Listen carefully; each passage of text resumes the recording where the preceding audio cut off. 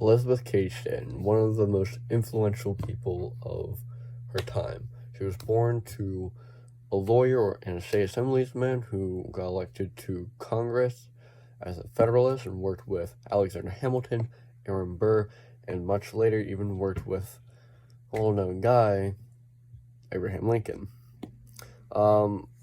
After his brief stint in Congress, he returned as a humble lawyer, taking time to talk to his daughter, talk to his family, and that's how she got Elizabeth Cady Stanton. That's how she got an informal legal practicing.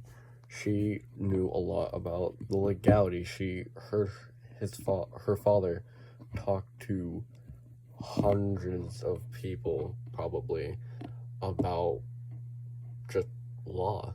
And so she knew a lot about law going into her later life, in which she made Henry Stanton a prominent, widely recognized at the time, American orator who mainly spoke on topics such as abolition even before the Civil War. So he was an abolitionist, basically pushing for the abolition of slavery and just a real activist and a real prominent figure at the time.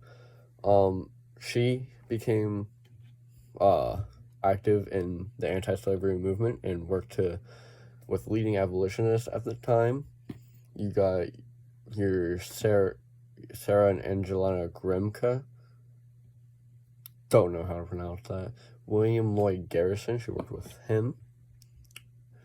Well-respected people all over the nation. On her honeymoon in 1808, she actually attended a World Anti-Slavery Convention in London, and it was told that the women were told that they weren't allowed in there, which is kind of ironic because you're talking about something to get rid of a system that oppresses, and then you're saying a group can't come in.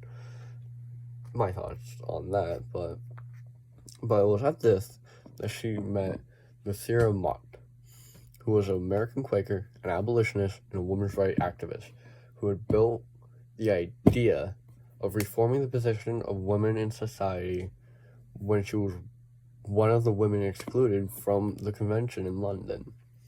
So when they were excluded, they kind of met up and were like, hey, come on, what's this?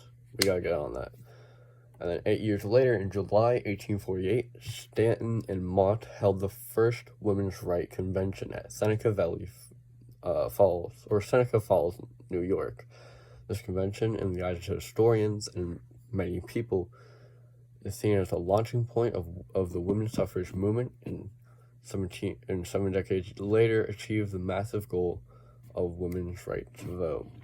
This convention discussed 11 resolutions on women's rights, who all passed unanimously, besides the 9th one. The 9th resolution was a resolution on women's right to vote, a highly debated topic at the time, where no one even thought of it because it was just they saw women as lesser. And now we don't give a second thought to it because everyone should get the right to vote. But then it was just oh well, you can't do it. Anyway, at that convention, or actually a little later after the convention, she met a widely known advocate for women's rights, Susan B. Anthony, in which, from this point on, they were like the girl bosses at the time. They spent all time together. Everything that she did with Susan B. Anthony. Practically everything. Some of her early works are the Declaration of Sentiments, which is just a Declaration of Independence that would be sent to Great Britain. May I say that was a women's declaration of independence from men and the oppressive class, and this was the single most important factor in spreading the word of the women's rights movement around the country. Another thing she did was author the 3 volumes of History of Women's Suffrage, again with Anthony and Matilda Rosalind Gage, which suggests that, which as the title suggests, the history of all the times that women throughout the world were subjected to be lower than men, and which was a lot, even especially in the ancient Greek times, and just all, literally every single point that women were seen lesser and not given power over men. In the Declaration of Sentiments, I already talked about that it was the Declaration that just added women and next to men. So it would say, all men and women are created equal instead of all men are created equal. It was brought to attention because the patient sufferance of women under the government, which made them demand equal rights. A quote from it was, "He has compelled her to submit to laws in the formation that she had no voice." Basically saying, men created all the laws and basically kept women out of everything in power. So they had no voice. They couldn't say a word about it. And that kind of grew into a stigma for, in society, women being lesser than men, and actually in a lot of places not even being able to work in the factories or even work like an office job. That wouldn't be changed into a lot later, and you can still see a lot of that stigma sticking around, because normally when you see a single parent household, or if you think about it in your head, you would think of a woman and a child. You would probably not think of a husband and a child, or a man and a child, because you have that idea of the stay-at-home mother still stuck in your head from society's norms. At the Seneca Falls Convention, a group gathered in 1848 in Seneca Falls, New York, mostly women, but some men were there as well. I don't know if that has an effect on it. I don't think it would have an effect on it, because most delegates agreed. And what they did there was they discussed the problems of women's rights. Stanton invited everyone. The launching point of the women's suffrage movement was obviously this, which 7 decades later achieved the massive goal that set out, that it was debating in that same convention. In the first convention, it set out and it got it done. Women got the right to vote. The convention, 11 resolutions. We already discussed that.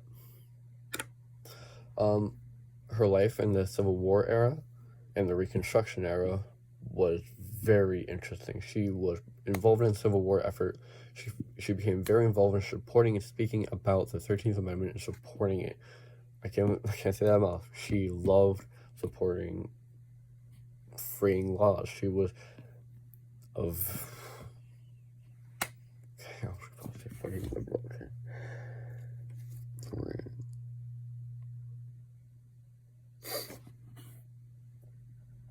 Cut that whole Civil War Reconstruction era. Civil War and Reconstruction era. She became involved in the Civil War effort very early. She was speaking in support of the 13th Amendment. She loved the 13th Amendment. She thought it was one of the greatest amendments of the time. I'm not going to say that. Cut the whole Civil War Reconstruction. The Civil War and Reconstruction era for her life was very interesting. She was involved with the Civil War effort. She supported the 13th Amendment and spoke for it all the time. A lot of her speeches were about it at the time. And speaking of her speeches touched on many issues at the time, such as maternity, child rearing, divorce law, married women's property rights, temperance, abolition, and presidential campaigns to push for more laws to protect women and let them have more rights. including with black women. And actually, Stanton and her close friend Anthony opposed the 14th and the 15th Amendment, which would envelop and allow black men to have citizenship and the rights to vote, basically. They opposed it because it didn't extend to black women. Colored women at the time, it would not extend to them. It would only extend to colored men.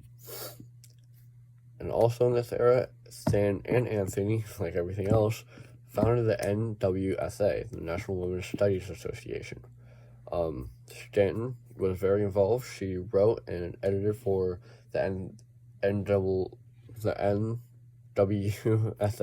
journal, The Revolution, and later her best friend